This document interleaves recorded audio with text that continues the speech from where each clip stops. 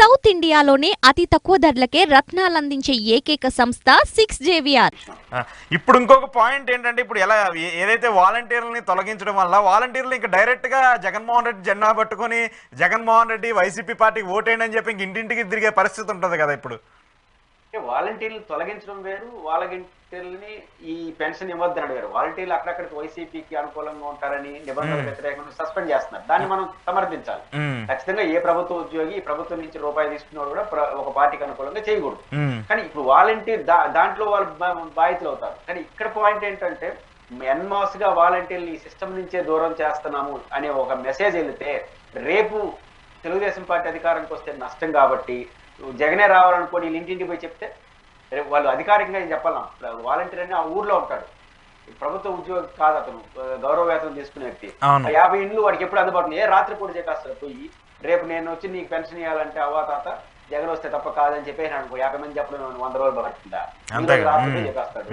కాబట్టి ఇది స్వయంకృతాపరాధం అంటున్నాను. ఇప్పుడు ఎప్పుడైతే తొలగించడం 10 మంది 20 మంది తప్పు చేశారు తొలగించేసేయండి. కానీ ఎన్మాస్ గా వాలంటీర్లని ఇట్లా విధుల్లో లేదంటే ఇది ఒక సిగ్నిఫికెన్స్ అంటాడు జగన్మోహన్ రెడ్డి గారు.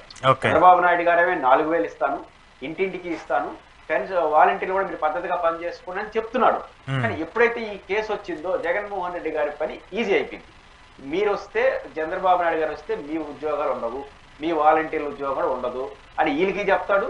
అదే విధంగా పెన్షన్దారు కూడా చెప్తాడు రేపు మీకు వాళ్ళు వస్తే అసలు కూడా ఇవ్వడం అంటాడు. ఎవరు నమ్ముతారు ప్రజలు? ఆ రకంగా తెలుగు వైసీపీకి పెద్ద ఆయుధాన్ని జగన్మోహన్ రెడ్డి గారి తెలుగుదేశం పార్టీ ఇచ్చినట్టే అవుతుంది. ఓకే, సో ఇప్పుడు ఏంటి సార్ ఈ ఇష్యూ ఓట్లుగా ఏమైనా ట్రాన్స్ఫర్ అయ్యి కన్వర్ట్ అయ్యే సిచ్యువేషన్ ఉంటుంది? ఎందుకంటే మొన్నటిదాకా వాలంటీర్లను తిట్టారు, ఆ తర్వాత మళ్ళీ వాలంటీర్ల మీద ప్రేమ చల్లుతున్నారు.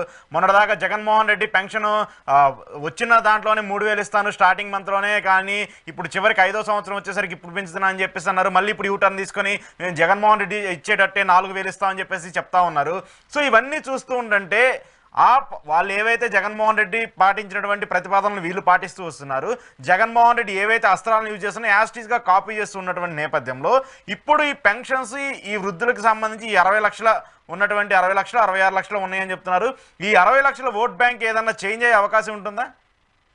ఖచ్చితంగా ఇప్పుడు జగన్మోహన్ రెడ్డి గారు తీసుకొచ్చినట్టు ఈ వాలంటీర్ల సిస్టమ్ సంక్షేమ పథకాలు అనేది ఓటింగ్ గా మారుతా ఉందని మనం లేకపోతే వైసీపీ అనడం కాదు, తెలుగుదేశం పార్టీ నమ్ముతుందని. ఇప్పుడు దాదాపు 1 year బ్యాక్ వరకు ఈ సిస్టమ్ వల్ల శ్రీలంక అయిపోతుందని ఆందోళన వ్యక్తం చేసిన తెలుగుదేశం పార్టీ ఈ రోజు దాన్ని అంతకన్నా బెటర్ గా ఇస్తామనే పరిస్థితికి వచ్చింది. అది వాళ్ళకి ఓటింగ్ గా మారుతుందని గుర్తించారు.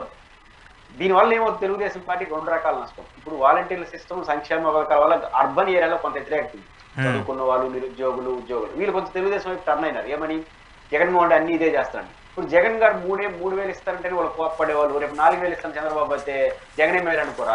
అంటే తనకున్న అనుకూలంగా ఉన్న వాళ్ళని దెబ్బ తీసుకుంటున్నారు. ఈ మొత్తం సంక్షేమ పథకాల విషయంలో ప్రతి అడుగు తెలుగుదేశం పార్టీని గందరగోళం అడుగు కారణంగా ఒకదానికి వాళ్ళు నమ్మరు. ఎందుకంటే 4 ఏళ్ల పాటు వాళ్ళకి వ్యతిరేకంగా మాట్లాడేసి ఇప్పుడు వచ్చి మీరు చెప్తానంటే ఎన్నికల కోసం మాట్లాడినారని అనుకోరా?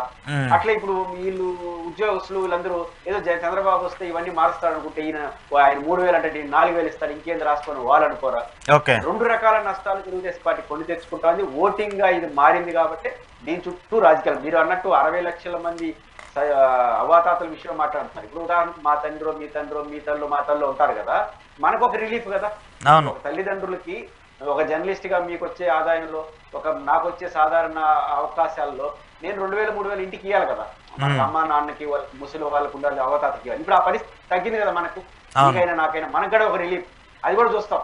ఇప్పుడు ఈ జగన్మోహన్ రెడ్డి గారు తీసిన సంక్షేమ పథకాల వల్ల ఇంట్లో అమ్మా నాన్నకి ఒక 3000 వస్తా అంటే మనం ఏదో కావాల్సింది ఇచ్చేస్తే బతుకుతారు అనే ఒక వాతావరణం, కాన్ఫిడెన్స్ మనకు వచ్చింది.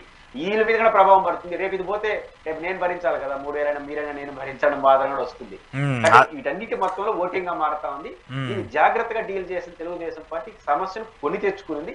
జగన్మోహన్ రెడ్డి గారు బలంగా దీన్ని తీసుకెళ్లడం కోసం, ఎదురుదాడి చేయడం కోసం వాళ్ళే ఆయుధాలు ఇచ్చినట్టుగా నేను భావిస్తాను. ఓకే, జగన్మోహన్ రెడ్డికి ఇప్పుడు నాకు తెలిసి డైరెక్ట్ గా వాళ్ళు నెత్తిన పాలు పోసినట్టే. మొన్నటిదాకా ఏదో సో అది ఇది కొంచెం పాసిబిలిటీస్ ఉండేదన్నారు, ఇప్పుడు డైరెక్ట్ గా అవుట్